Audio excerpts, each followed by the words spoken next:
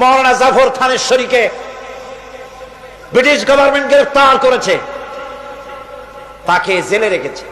বিচার হলো, বিচারে তাকে আন্দামান দ্বীপে দ্বীপান্তরিত করা হবে। তাকে লোহার জিনজির পরানো হয়েছে।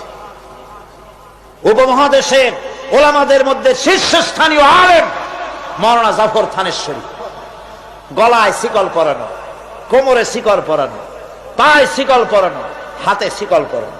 এই অবস্থায় ব্রিটিশ পুলিশেরা তাকে টানতে টানতে নিয়ে যাচ্ছে জাহাজের দিকে আন্দামান। হাজার হাজার মানুষ বোবার মতো তাকায় আছে, অস্ত্রের সামনে কথা বলার সাহস কারো নাই। সকলের চোখ থেকে পানি ঝরছে। যাতে এক শ্রদ্ধা করতাম, যার বক্তৃতা শুনতে হাজার হাজার মানুষের ঢল নামতো, তারা আজকে বান্ধে নিয়ে যাচ্ছে। তিনি এদিক ওদিক তাকাচ্ছেন আর হাসি মুখে এগিয়ে যাচ্ছে। হঠাৎ করে নজর পড়ল, যারা দাঁড়িয়ে আছে তাদের মধ্যে দুই তিনটা ছোট্ট বাচ্চা নিয়ে বোরখা পরা একটা মেয়ে লোক দাঁড়ানো। তিনি বাচ্চাদেরকে দেখে বুঝতে পারলেন বোরখা পরা মেয়ে লোকটি তার স্ত্রী।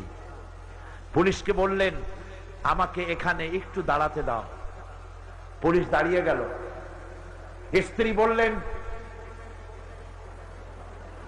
প্রাণের স্বামী, তুমি আমাকে কি বলে যাচ্ছ? মাওলানা জাফর থানেশ্বরী বলছেন, প্রাণের স্ত্রী, তোমাকে নতুন কোন কথা আমি বলবো না, পুরান কথাটা স্মরণ করিয়ে দেই।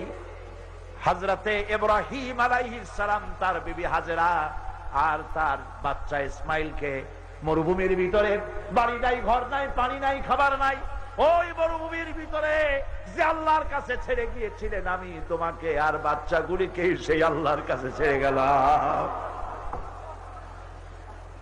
ব্রিটিশ সরকারের পতন হলো, জিল্লাতির সাথে বিদায় হলো, ওলামাদের রক্তের উপরে স্বাধীনতা কায়েম হলো।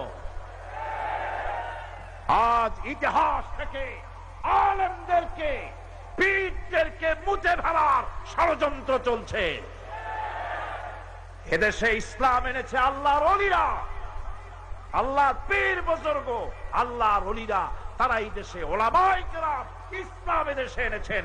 তাদের কারণেই এই দেশে লক্ষ লক্ষ মসজিদ হয়েছে, মাদ্রাসা হয়েছে।